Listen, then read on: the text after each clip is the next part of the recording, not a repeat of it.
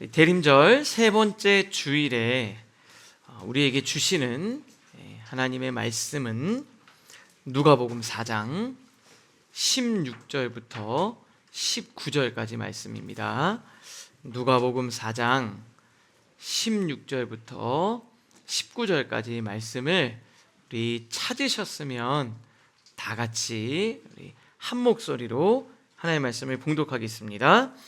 예수께서 그 자라나신 곳 나사렛에 이르사 안식일에 늘 하시던 대로 회당에 들어가사 성경을 읽으려고 서심해 선지자 이사야의 글을 들이거늘 책을 펴서 이렇게 기록된 데를 찾으시니 곧 주의 성령이 내게 임하셨으니 이는 가난한 자에게 복음을 전하게 하시려고 내게 기름을 부으시고 나를 보내사 포로된 자에게 자유를 눈먼 자에게 다시 보게 함을 전파하며 눌린 자를 자유롭게 하고 주의 은혜의 해를 전파하게 하려 하심이라 하였더라.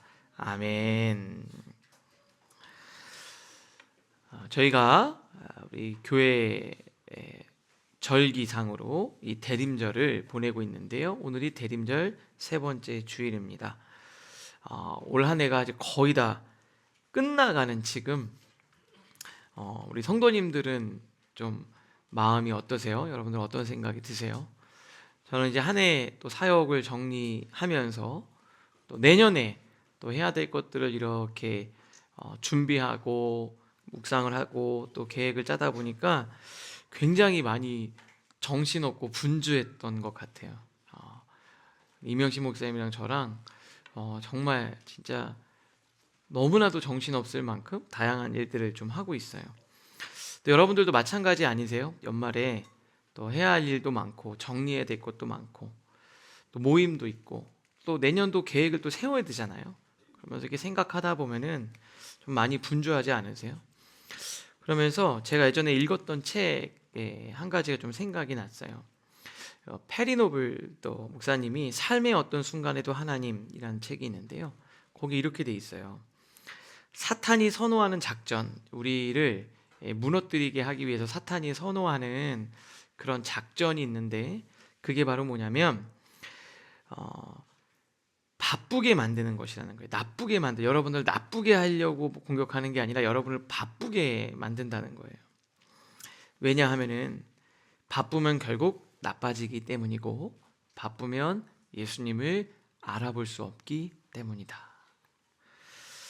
막 이제 계획하고 일을 하다가 보면 사실은 제일 중요한 게 뭡니까? 우리 예수님과 하나님이 우리 삶 가운데 역사하셔야 되는데 그것들을 놓쳐버리고 그냥 지나가게 되는 경우들이 있는 것 같아요. 우리는 흔히 사탄이 우리를 유혹해서 대단한 죄를 짓게 만든다고 생각을 하지만 사탄의 최고의 전략은 여러분을 정신없게 만드는 거예요. 그래서 제가 이거 보면서 내가 지금 속고 있구나. 정신없게 예수님을 잊어버리고 은혜를 놓치게 만드는 것이 전략이에요. 우리 사랑하는 우리 라이프처치 성도님들은 연말이 될수록 새해를 준비할수록 또 해야 될 게 많을수록 하나님 앞에서 차분히 삶을 돌아보고 기도하면서 하나님과 동행하는 여러분들 되실 수 있기를 바랍니다. 그래서 이 대림절을 하나님이 우리한테 주신 것 같아요. 대림절은 초대교회 성도들이 작은 사순절이라고 할 만큼 이 기간 동안에 신앙을 점검했어요. 자신을 돌아보면서 회개하고 내려놓을 것은 내려놓는 그런 절기였다는 거죠. 연말에 마음의 속도를 조금 늦추고 오늘 여러 가지 생각을 가지고 여러분들이 다 예배당에 오셨을 텐데 생각을 좀 다 늦추고 기도하면서 멈추어 서서 여러분을 선한 길로 인도하실 지금까지도 여러분들을 인도하셨는데 여러분을 선한 길로 인도하실 우리 그 예수님께 집중하는 시간을 모두가 가지실 수 있었으면 너무 좋겠습니다.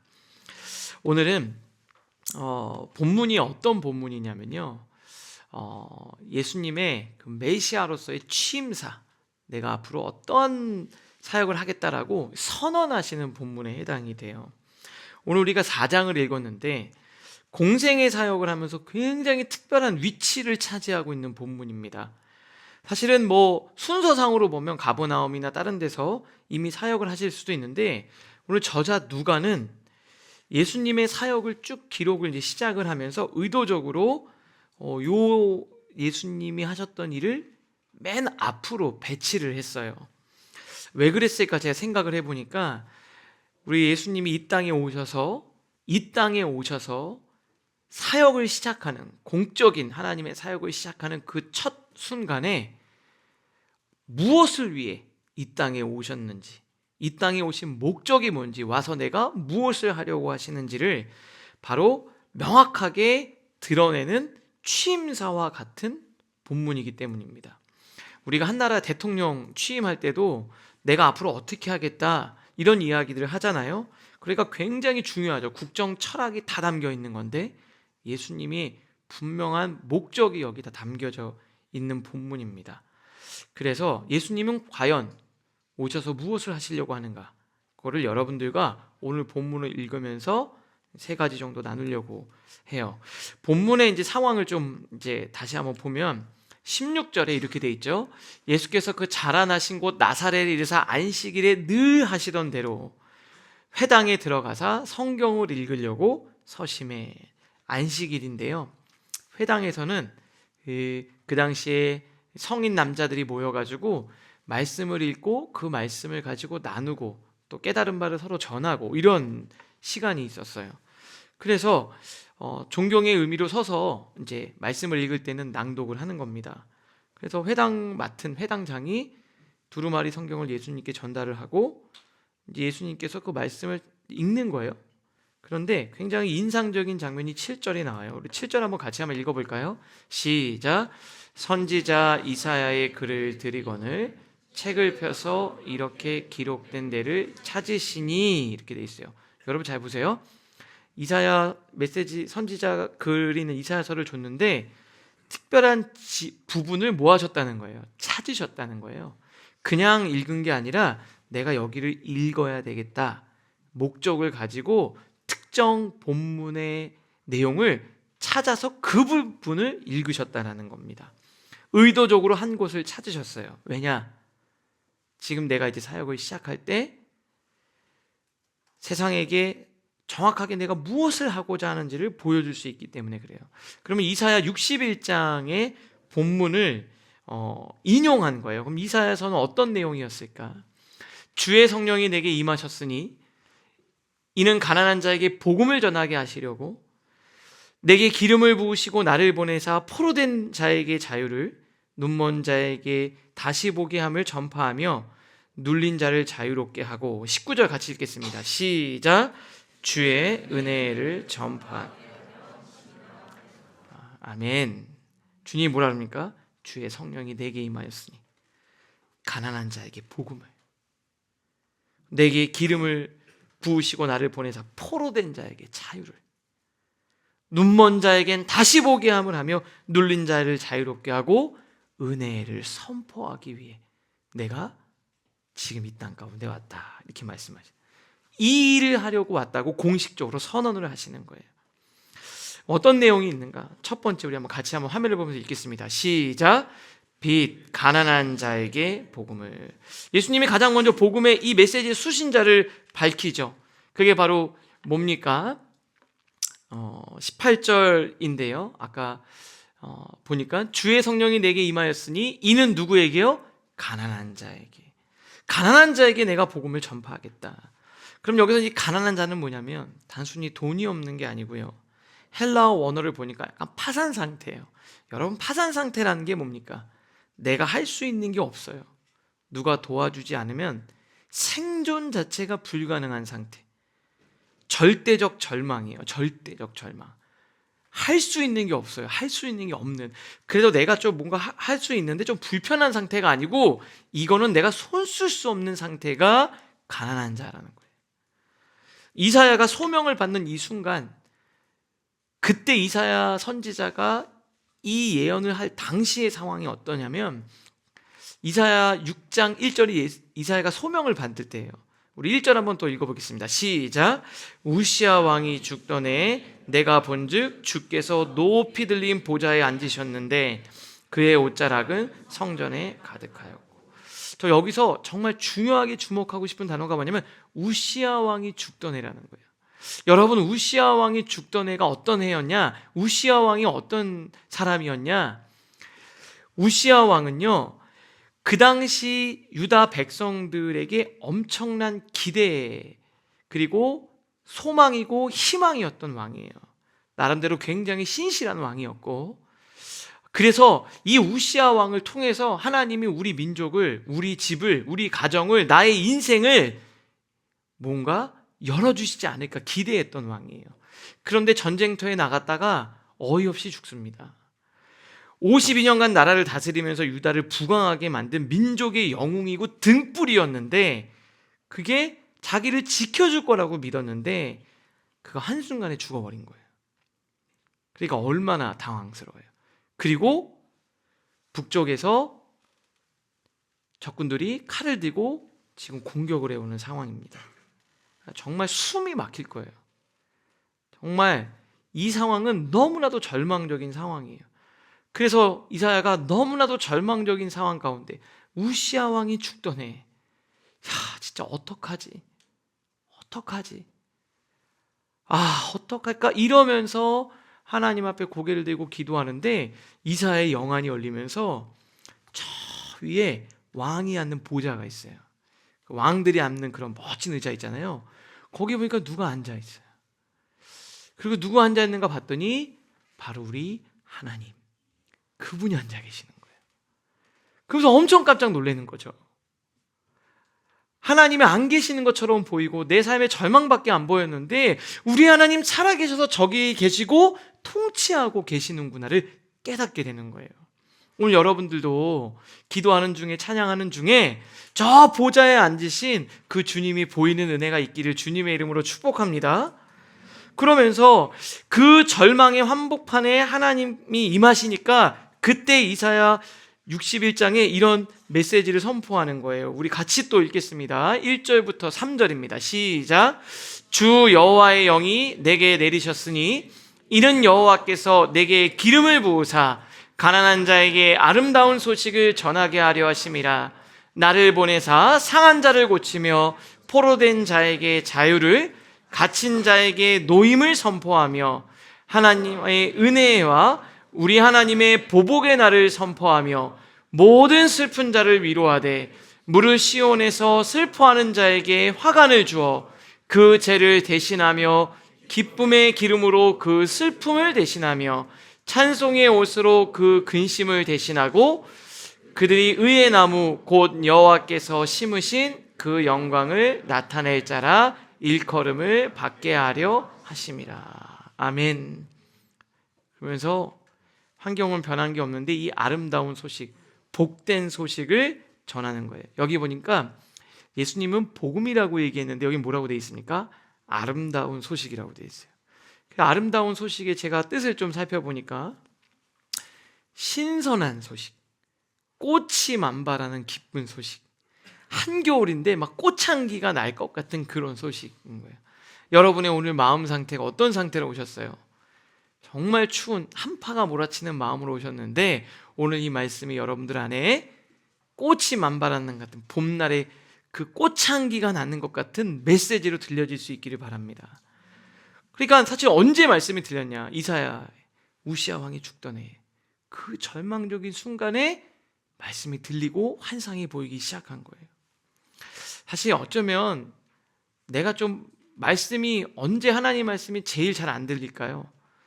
내가 잘났다고 생각할 때 말씀이 안 들릴 거예요.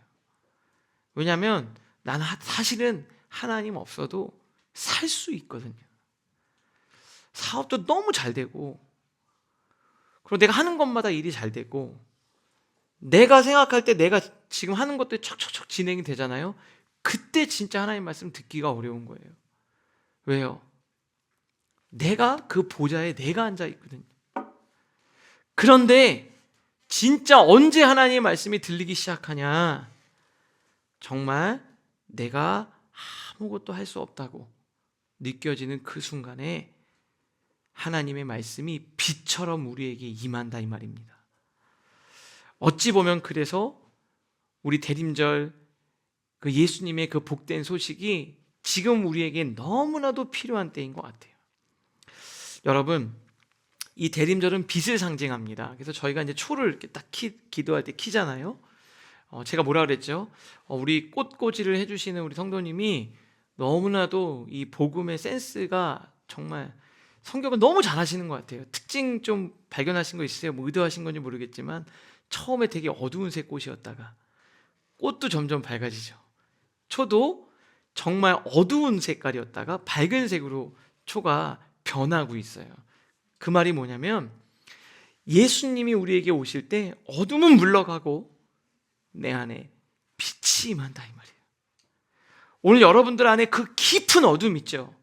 정말 해결할 수 없는 그 깊은 어둠이 예수님이 오시면서 그 어둠이 떠나가게 된다 이 말입니다.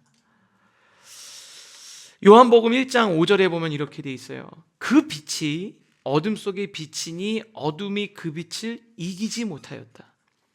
공동 번역 보니까 훨씬 더 이해가 잘 돼요. 빛이 어둠 속에서 비치고 있었다. 그러나 어둠이 빛을 이겨본 적이 없다. 여러분들 안에 막 어둠, 절망, 상처, 슬픔 이런 것들을 막 내가 어떻게 이 어둠과 다 아픔과 상처와 슬픔을 내가 버리려고 노력하지만 그게 안 버려지잖아요. 내 머릿속에 한 해 동안 생각한 거, 실수한 거, 잘못한 거, 내년에 해야 될 그 많은 일들이 머릿속에 있잖아요. 그거를 내가 끄집어내려고 해도 안 되잖아요. 내가 그걸 버리려고 노력하지 마시고 오늘 주님을 여러분 마음속에 담으시면 돼요. 다시 말씀드릴게요. 정말 내 안에 어두운 그 어두움을 내가 버리고 밝은 모습으로 살아가고 싶어요. 근데 정말 안 되죠. 이걸 버릴 수가 없어요. 그냥 주님이 우리 안에 들어오시면, 복음이 내 안에 들어오면, 말씀이 들리기 시작하면 오늘 요한복음 말씀처럼 어둠이 빛을 절대로 이길 수 없습니다. 그냥 빛이 들어오면 어둠은 떠나가게 되는 거예요. 오늘 여러분들 빛 대신 주님이 여러분의 심령에 가득 채워질 수 있기를 주님의 이름으로 축복합니다.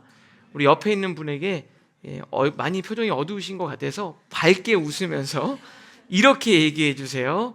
오늘 말씀에 빛이 임할 것입니다. 네, 오늘 주님의 빛이 임할 거예요. 주님이 우리에게 가난한 자에게 절망 가운데 빛 대신 복된 소식을 전하러 오셨다 이 말이에요. 자, 두 번째 주님이 오신 이유는요. 같이 읽겠습니다. 시작. 자유, 포로된 자에게 자유를. 주님께서 우리 마음에 빛을 주시는 것뿐만 아니라 실제적으로 뭘 선포하셨냐? 자유를 선포하셨어요. 18절 뒷부분에 보면 이렇게 되어 있습니다. 포로된 자에게 자유를 주시겠다 얘기하셨어요. 그러니까 이 복음은 뭐냐? 복음, 우리 메시지는 뭐냐? 지금 우리가 늘 와서 듣는 이 하나님의 말씀과 예수님이 이 땅 가운데 오셨다. 예수님 자체가 의미하는 메시지 두 번째가 뭐냐? 그건 자유라는 거예요. 예수님은 이렇게 말씀하셨어요. 진리를 알지니 진리가 너희를 자유롭게 하리라. 그리고 사도 바울도 이렇게 얘기를 했어요. 주는 영이시니 주의 영이 계신 곳에는 자유가 있느니라. 아니, 진리를 알면, 성경 공부를 하면 목사님 더 힘든 거 아닌가요? 갑자기 연말이 되니까 목사님이 막 이거 하자 그러고 또 연초에 뭐 사역하자 그러고 공부하자 그러고, 아니 진리를 알면 자유케 된다 그러는데, 아니 너무 힘들고 너무 피곤합니다. 하나님의 영이 계신 곳에는 자유가 있다 그러는데, 아니 예배를 드리고 뭐 할 때 너무 자유가 없고 오히려 구속당하는 것 같습니다. 그러면 정말 여기서 말하는 자유가 뭐냐는 거예요. 여러분, 예수님이 성경에서 말하는, 우리 기독교에서 말하는 자유가 뭐냐? 오늘 이 자유에 대해서 두 번째로 여러분들과 좀 나누려고 해요. 우리는 보통에 내가 선택을 마음껏 할 수 있으면, 이 선택에 제한이 없으면, 한계가 없으면 내가 자유롭고 행복할 거라고 생각을 합니다. 그래서 제가 책을 그때 한번 읽었는데, 한때 베스트셀러였는데, 그게 바로 뭐냐면 이 선택의 역설이라는 책이에요. 이 심리학자 베리 슈워츠가 쓴 책이었는데 상당히 재밌는 내용들이 있어서 제가 한번 봤어요. 근데 이분은 뭐라고 얘기하냐면 선택의 자유가 늘어나는 것이 우리를 무조건 행복하게 만들어주지 않는다는 거예요. 다시 말씀드리면 내가 선택의 자유가 무한정 늘어날수록 우리가 무조건 행복한 게 아니라는 거예요. 그러면서 너무 많은 선택지가 우리를 불행하게 만든다는 거예요. 왜 그러냐? 세 가지 정도 이유를 드는데 첫 번째는 선택이 너무 많으면 우리가 마비가 된대요. 그래서 한 가지 실험을 했어요. 어떤 실험을 했냐면 마트에서 잼을 파는 거예요. 마트에서 잼을. 근데 처음에는 잼 6가지 종류만 딱 세팅을 해놓고 잼을 팔았어요. 그랬더니 이 사람들이 와서 실제로 구매한 사람들은 3분의 1, 30% 정도에 되는 사람은 실제로 잼을 사가지고 가는 거예요. 그래서 좋다. 그러면 이제 잼 6가지 종류니까 우리 소비자들에게 훨씬 더 많은 선택권을 주자. 그래서 잼을 여러 가지 맛을 만들어서 24가지로 만들었어요. 여러분 24가지 잼이 있는 거예요. 뭐 똑같은 사과 딸기인데 좀 달고 중간 달고 막 이렇게 하고 뭐 딸기랑 뭐랑 섞어서 28개가 있는 거예요. 그러면 더 좋아야 되잖아요. 사람들은 실제로 관심이 있어 조금 더 많은 사람들이 몰려들었는데 구매한 사람이 몇 프로라고 생각하세요? 잼의 가지가 28가지가 되니까 실제로 3%만. 아니 그 전에 6개일 때는 30%에 해당하는 사람이 잼을 사가지고 갔는데 아니 선택도 많은 24가지의 잼인데 사람들이 막 고민하다가 뭐 사지? 뭐가 좋을까 하다가 그냥 가버리는 거예요. 이따 다시 올게요 그러고 안 오는 거예요. 여러분도 그렇지 않아요? 우리한테는 선택의 초이스가 되게 많잖아요. 근데 우리 못 고르고 있잖아요. 가끔씩 저희 이제 임영식 목사님 사역자들 주중에 가장 힘든 사역 중에 하나가 점심을 뭐 먹을 거냐. 차라리 구내식당에서 오늘 메뉴는 뭡니다 막 이렇게 하면 훨씬 더 편할 텐데 그거 고르는 게 어려운 거예요. 그래서 제가 물어요. 목사님 오늘 뭐 먹을까요? 그럼 이 목사님은 물어요 저한테. 목사님 뭐 드시고 싶으신데요?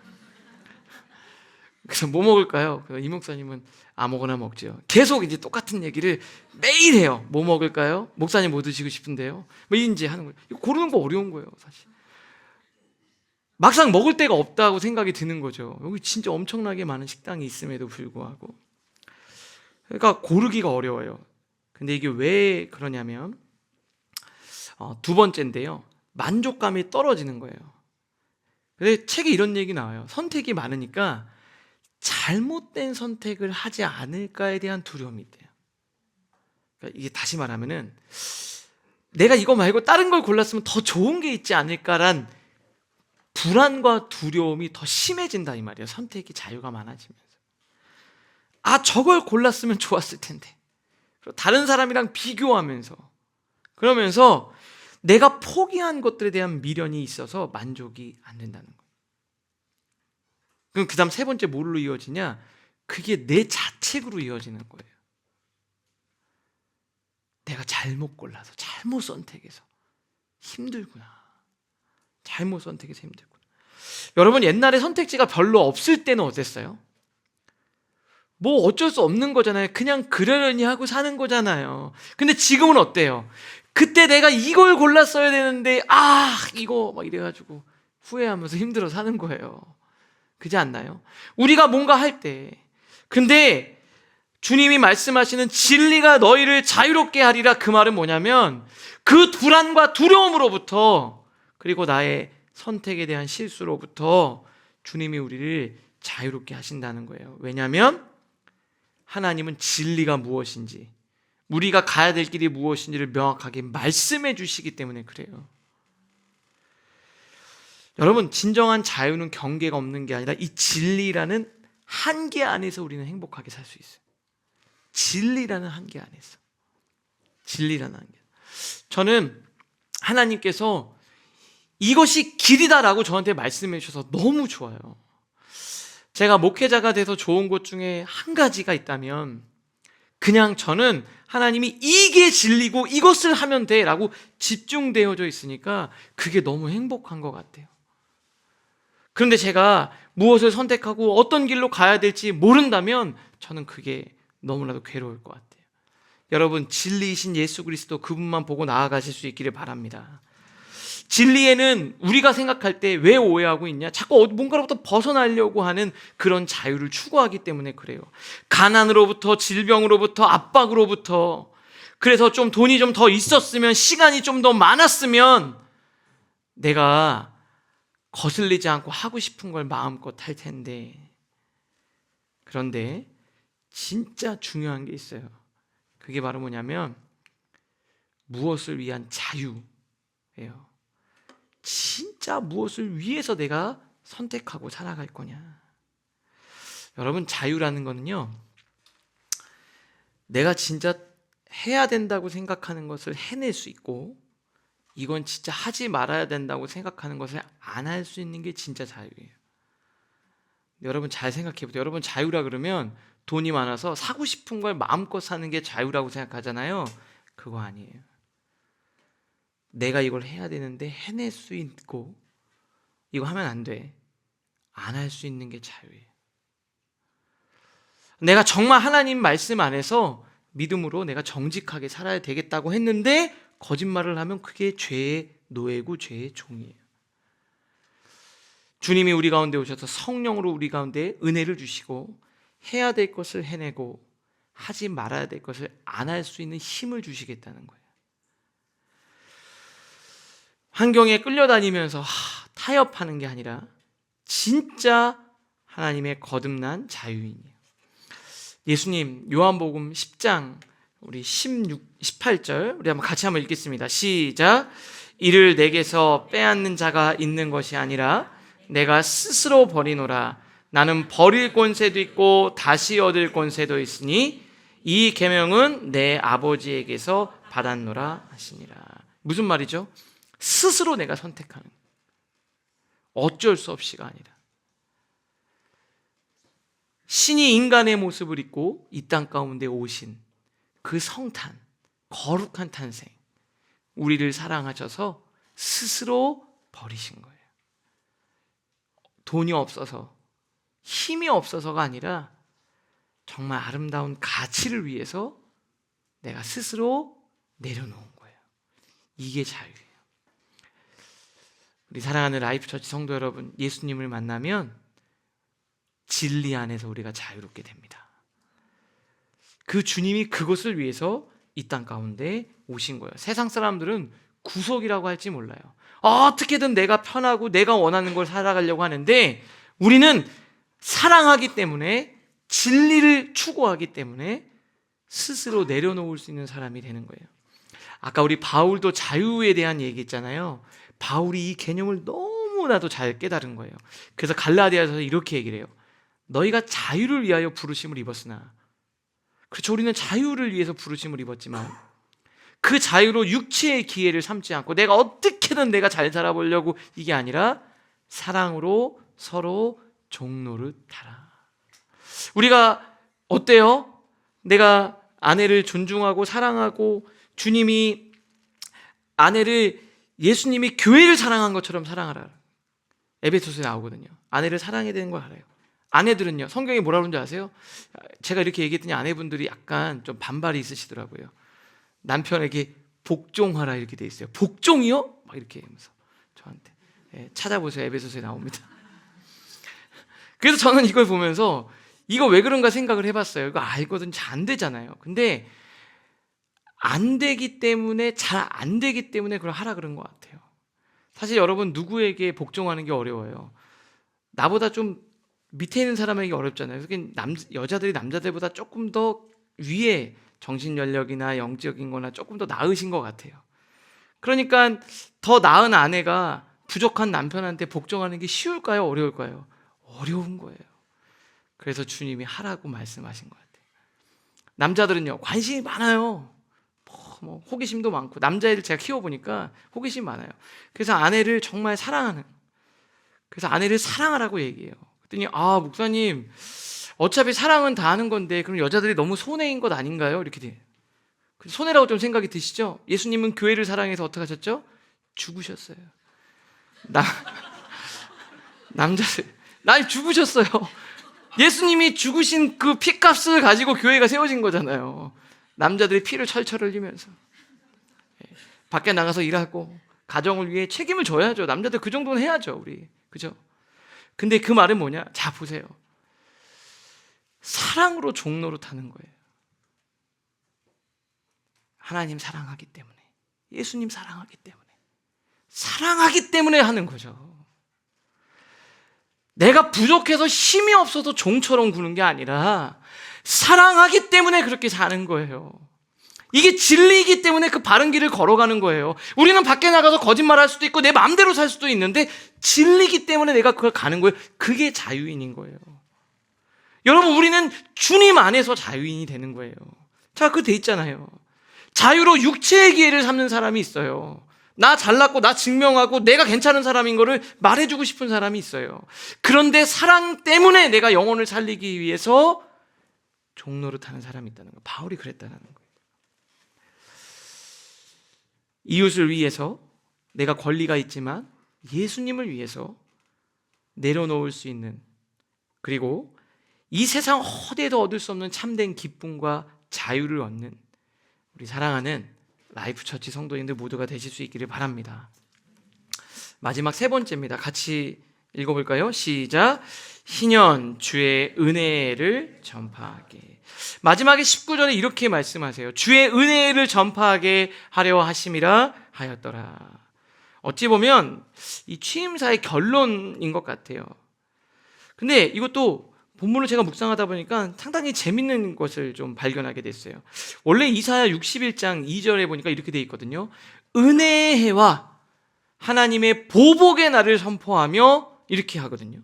그런데 우리가 읽은 이 본문에서는 보복의 날이 아니라 은혜에서 딱 멈추고 책을 덮으신 거예요. 의도적으로 멈추신 것 같아요. 하나님은 우리를 구원자로 오셨어요. 아직은 심판을 잠깐 보류하고 죄인 된 우리를 살리시기 위해 여기 오신 거예요. 만약에 심판의 날이 당장이라면 아직 예수 그리스도를 알지 못하는 그 주님을 알 수 없는 수많은 사람들, 하나님은 심판을 보류하고 은혜의 해를 선포하시는 거예요. 이 은혜가 희년입니다. 희년. 50년째 되는 희년이에요. 근데 희년은 뭐냐면 약간 리셋하는 거예요. 거기 보면 빚이 탕감되고 노예가 풀려져 나고 잃어버린 땅을 주인에게로 되찾아주는, 그리고 망가진 인생이 다시 회복되는 하나님의 기회. 하나님이 오늘 기회를 주신 거예요. 예수님이 이 땅 가운데 오신 건 우리가 다시 시작할 수 있는 기회를 주신 거예요. 여러분, 무슨 생각 드세요? 나는 이제 기회가 없어. 회복할 수가 없어. 우리 가정은 끝났어. 지금 나의 인간관계는 다 깨졌어. 나는 지금 다른 친구들보다 늦었어. 기회가 없어. 이렇게 생각하는 분들이 계실지도 몰라요. 오늘 주님이 여러분들에게 말씀하십니다. 기회가 있습니다. 주님이 우리에게 그것을 위해서 이 땅 가운데 오신 거예요. 예수님께서 오늘 우리 사랑하는 라이프 처치 성도님들 모두에게 은혜와 그런 하나님의 놀라운 축복이 여러분들 안에 다 있기를 바랍니다. 유보된 심판과 선포된 은혜, 그것이 바로 오늘 예수님이 우리에게 주시는 메시지입니다. 우리 2025년 한 해 거의 다 갔잖아요. 조금 부족하게 보내셨을 수도 있지만 오늘 주님과 함께 다시 시작하는 여러분들 되실 수 있기를 바랍니다. 누가복음 4장에 이제 딱 덮으시고 말을 맞추시면서 이렇게 얘기를 해요. 책을 덮어 그 맡은 자에게 주시고 앉으시니 회당에 있는 자들이 다 주목하여 보더라. 사람들이 예수님을 다 쳐다보고 있는 거죠. 그리고 21절에 이에 예수께서 그들에게 말씀하시되 이 글이 오늘 너희 귀에 응하였느니라. 오늘 이 주님의 말씀이 우리 라이프 처치 성도님들 귀에 다 응하실 수 있기를 바랍니다. 오늘 가족들 안에도 여러분 이 놀라운 은혜의 선포가 있었으면 좋겠어요. 이 사연은 두 가지가 있었죠. 은혜와 보복. 그래서 보복은 잠시 미루시고 그래서 집에 가셔서 아내와 남편 서로 보복의 날은 좀 미룰까요? 보복의 날은 좀 미루고 은혜의 해, 하나님이 우리 가정에 다시 일하시기 시작할 거다. 여러분 스스로에게도, 여러분 자신에게도 잠시 보복의 날은 미루고 주님과 함께 2026년을 다시 시작하자 말해 주실 수 있기를 바라요.